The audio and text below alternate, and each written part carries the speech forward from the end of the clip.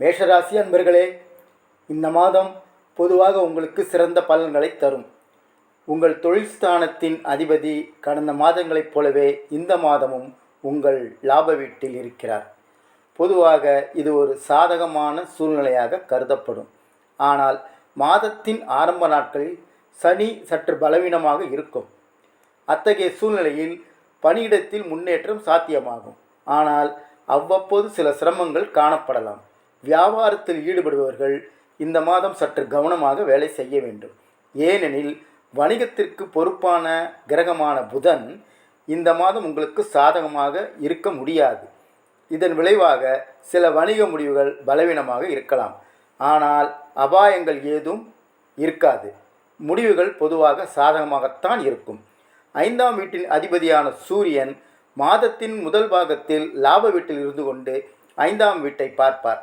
ஆனால் சனியின் தாக்கத்தால் தனக்கான பலனை கொடுப்பதில் பின்தங்கியிருக்கலாம். அத்தகைய சூழ்நிலையில் 100% அடைய நீங்கள் 100% விட கடினமாக உழைக்க வேண்டி இருக்கும். 2ஆம் வீட்டின் குருவின் செல்வாக்கு பொதுவாக சாதகமான பலன்களை தரும். குரு சந்திரனின் செல்வாக்கின் கீழ் இருக்கும். இதன் விளைவாக குடும்ப உறுப்பினர்களிடையே உணர்ச்சி பிணைப்பு அதிகரிக்கும். குடும்பத்தில் உள்ள பெண்கள் ஓரளவு மகிழ்ச்சியாக இருப்பார்கள்.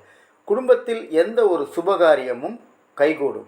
உடன் பிறந்தவர்களின் உறவுகள் பொதுவாக இந்த மாதம் நன்றாகவே இருக்கும்.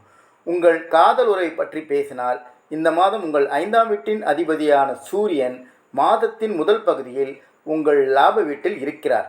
ஆனால் சனியின் தாக்கத்தால் நீங்கள் இடையில் சில பிரச்சனைகளை சந்திக்க நேரிடும். அத்தகைய சூழ்நிலையில் காதல் உறவுகளில் கவனமாக இருக்க வேண்டும். திருமண வாழ்க்கை பொதுவாக மகிழ்ச்சியாகவே இருக்கும்.